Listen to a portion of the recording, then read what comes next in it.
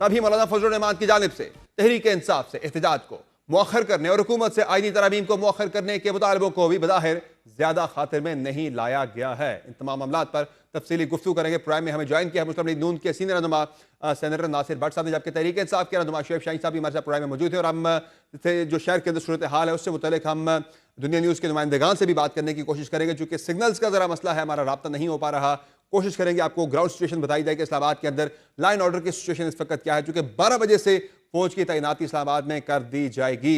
बहुत शुक्रिया नासिर भट्ट साहब आपका और शुएब शाहीन साहब आपका, आपने प्राइम में ज्वाइन किया। शुएब शाहीन साहब, सबसे पहले तो ये बताएं कि हुकूमती वज़रा ने भी आज बात की इस हवाले से। वो कहते हैं कि क्यों हर अहम मौके पर पाकिस्तान तहरीक इंसाफ को इस्लामाबाद की तरफ लॉन्ग मार्च की सूझती है। वो कहते हैं कि जब नवंबर 2022 में एक अहम तकर्री हो रही थी आर्मी चीफ की, तभी पाकिस्तान तहरीक इंसाफ ने इस्लामाबाद की तरफ मार्च किया। अब जब चीफ जस्टिस ऑफ पाकिस्तान की तकर्री होने जा रही है, नई चीफ जस्टिस ने आना है, फिर तहरीक इंसाफ इस्लामाबाद की तरफ मार्च कर रही है। फिर आपके 2013-14 के जो धरने थे, उन धरनों के साथ भी हुकूमत कह रही है कि तब चाइनीज वज़ीर-ए-आज़म का दौरा, चाइनीज प्रेसिडेंट का दौरा था पाकिस्तान का, और आज जब पाकिस्तान में एससीओ समिट होने जा रहा है तो फिर पाकिस्तान तहरीक इंसाफ इस्लामाबाद की तरफ मार्च कर रही है, इस्लामाबाद पर चढ़ाई कर रही है। इसीलिए आज फौज भी तैनात कर दी गई है। तो क्या कहेंगे इस पे आप? देखें सवर साहब, पहली बात तो ये है कि मुझे ये बताएं कि ये इस्लामाबाद में एक एहतजाज है एक पॉलिटिकल पार्टी का, या खुदा न खास्ता ये पाकिस्तान के ऊपर हमला हो चुका है कि जिसके लिए ऐसी तैयारियां हो रही हैं। पूरा पाकिस्तान जाम कर दिया, फौज तैनात हो गई, रेंजर्स तैनात हो गई, हजारों की तादाद में पुलिस वाले आ गए, पूरे इंटरनेट बंद है, मोबाइल बंद हैं, और ऐसा माहौल बनाया हुआ है कि जैसे एक पॉलिटिकल पार्टी आकर के एहतजाज क्या करेगी कि क़यामत का समा बर्पा हो जाएगा। हमने 6 दफा हाई कोर्ट से हुक्मनामा लेने के बावजूद और इस कठपुतली, इस बदमाशिया की तमाम तर, आपको पता है, ताने आमेज सुनने के बावजूद भी हाई कोर्ट से आर्डर लेके हमने संजानी में जलसा किया। बात यह है कि हमने 8 सितंबर को, बल्कि जुलाई का जलसा कैंसिल किया, 8 सितंबर को परमिशन के साथ किया, वो भी संजानी के जैसे एरिया में किया, वो आपके सामने। उस जलसे को, पीसफुल जलसे के बावजूद मेरे समेत सारी लीडरशिप पे दहशतगर्दी के पर्चे हैं और मैं 7 दिन जेल में रह के आ गया हूं। ये है इनका किरदार। आगे चलें, लाहौर में हमने इजाजतनामा मांगा हाई कोर्ट से कई दफा, 6 महीने से हमारी कोर्ट पिटीशन पेंडिंग थी। वहां इजाजत मिली चंद घंटे पहले, वहां सारे रास्ते ब्लॉक कर दिए और हम वहां 10-12 घंटे के पहुंचते हैं, पैदल चलते हैं, वहां जाकर के वहां और पहुंच जाते हैं। शुएब शाहीन साहब, वो टाइमिंग का वही सवाल उठा रहे हैं जो पहले मैंने बात भी की थी आपसे। वो एक महज इत्तेफाक है या कोई वो गवर्नमेंट तो कह रही प्लान है पूरा जनाब, ये सारी एससीओ समिट को जो है वो सबोताज करने की कोशिश है? तो मुझे ये बताएं कि पिंडी में पिछले हफ्ते कौन सी कॉन्फ्रेंस हो रही थी? हमने पिंडी में इजाजत मांगी, हाई कोर्ट में भी कह के हमें जलसा करने की इजाजत दे, रिफ्यूज कर दिया। हमने कहा हम एहतजाज करेंगे, एहतजाज करना हमारा बुनियादी हक है। हम गए, एहतजाज किया, सैकड़ों की तादाद में हमारे लोगों को उठा लिया, गिरफ्तारियां की, पर्चे दिए, शेलिंग की, एक्सपायर्ड शेलिंग की है जो कि जिंदगी जा सकती है लोगों की।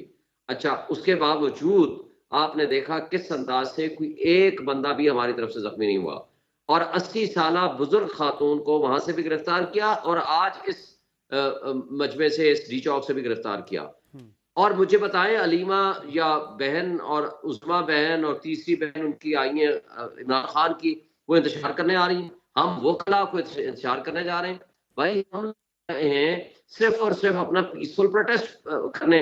पीसफुल प्रोटेस्ट करना आइन हमें देता है। मुझे ये बता आपने आपने अपने आपने अपने दौरे हुकूमत में शुएब शाहीन साहब, जब आपकी तहरीक इंसाफ की हुकूमत थी, मैं आज देख रहा था, सारे पीछे हिस्ट्री उठा के देख रहा था, पिछले 3.5 साल की आपकी हुकूमत के दौरान के मैं कुछ खबरें देख रहा था, आपने कितनी बार अपने दौर की अपोजिशन को डी चौक पर एहतजाज करने की परमिशन दी? क्योंकि आप लोगों ने भी तो किसी को इजाजत नहीं दी। मौलाना फजल रहमान साहब जब भी आए आपने उन्हें H9 से आगे जाने ही नहीं दिया। जी सुन लें, मौलाना फजल रहमान को फैसिलिटेट किया विद कंसेंट, वहां उनको पिशावर मोड़ में जगह दी विद कंसेंट।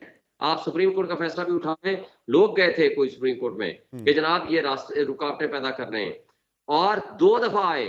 कोई पर्चा मुझे बता दें और कोई एक कारकुन गिरफ्तारी बता दें। वो आए थे जिनकी कांपे टांगी थी, बिलावल भुट्टो डी चौक तक पहुंचे थे, और पूरा पंजाब की हमारी गवर्नमेंट थी और हमने इनको फैसिलिटेट किया। और इस्लामाबाद समेत ये मरियम नवाज और इसके साथ पीटीएम की जमातें आई थी, और वो आपको भी याद है S9 में आए थे, महंगाई वो भी मुकाम वो भी मार्च लेकर वो आए भी थे। वो भी हम तो पेशावर मोड़ तक ही आए थे, वो लोग भी पेशावर मोड़ तक ही आए थे, जाके उन्होंने देखिए यहाँ पे आगे उनका प्रोटेस्ट किया था और सुन यहाँ से लें जलसा करके वापस चले आगे गए थे। उनका सुन लेना। जी हमने संजानी में किया, हमने आज तक केस भुगत रहे हैं। मैं 7 दिन जेल में रहकर आया हूं। संजानी में कौन सा डी चौक था? बात यह है कि इन बदमाशों की, अच्छा मुझे बता दें, जो हमारे सैकड़ों की तादाद में बंदे उठाए हुए हम्म हैं, रावलपिंडी कौन सा डी चौक है या रेड हम्म जोन है? बात यह है इनकी फस्तायत और यजीदियत को आप देखें। मुझे ठीक बता दें, वहां खंदकें खोदी हैं इन्होंने पूरे मोटरवे पे। आपको पता है हेलीकॉप्टर से शेलिंग की है वहां के लोगों के ऊपर, और वो इतनी खतरनाक होती है, बंदे मर सकते हैं। हसन अब्दाल के हमारे एक वर्कर को ठीक हो सर गया। के ऊपर गोली लगी हुई नासिर है, भट्ट वो साहब, जिंदगी और मौत की कश्मकश में है। और जो कुछ इन्होंने कर रहे हैं, ठीक हो ये गया। यजीदियत की नासिर भट्ट, बदतरीन मिसालें कायम चले कर रहे हैं। नासिर भट्ट और साहब, दूसरी तरफ आप देखें, जी दूसरी जी तरफ जो ये आईनी सोकार तरमीमें लाना चाह रहे हैं, वो नेशनल सिक्योरिटी के नाम पे पूरे फंडामेंटल राइट्स मेरे आपके, सिर्फ ये मेरे नहीं है। जिस दिन आपने कोई इनके कहने के मुताबिक बात ना की, उठा के ले जाए, ये नेशनल सिक्योरिटी का मामला इन्वॉल्व है, मारे, लाश फेंक उसके दें। लिए आप किसी अदालत में आईनी नहीं जा तरमीम के सकते। मामले पर और शुएब शाहीन कैंगरू साहब, कोर्ट्स बना के शुएब शाहीन यहाँ पर साहब, आना चाहते हैं, और जिसको अपॉइंट करेगा शुएब शाहीन साहब, शहबाज आईनी शरीफ और तरमीम के आसिफ अली मामले पर तो जरदारी, आईनी इन तरमीम सब के लोगों मामले ने पर अपनी मर्जी के अदालतें आपका बनाने हैं आज और का इस जो तरीके से इस मुल्क को चलाना है। आपका आज का जो मार्च है वो भी ज़ाहिर है आप एहतजाज जो है वो इसी आईनी तरमीम के मामले पर ही कर रहे हैं, तो तरमीम रोकने के लिए तो आपको अपने बंदे सिक्योर रखना पड़ेंगे, चूंकि 63A के हवाले से जो फैसला आ चुका है सुप्रीम कोर्ट का, उसके बाद तहरीक इंसाफ के जो अरकान है वो वल्नरेबल हैं, वो जो है वो फ्लोर क्रॉस कर सकते हैं, इस बात का खदशा मौजूद है। तो आपको तो अपने बंदे सिक्योर करने की जरूरत है, शायद ये एहतजाज से, सड़कें गर्म करने से शायद आप इस तरमीम को ना रोक सकें। नासिर भट्ट साहब, आप मुझे ये बताएं कि जी जी देखें, हमारे लोग सिक्योर हैं अल्हम्दुलिल्लाह। ये कल भी नाकाम नामुराद हुए थे, आइंदा भी नाकाम नामुराद ठीक है, होंगे, चले सिक्योर लेकिन है, हम ठीक है। लोगों के हुकूक के तहफ़्फ़ुज़ के लिए हम तहरीक चला रहे हैं।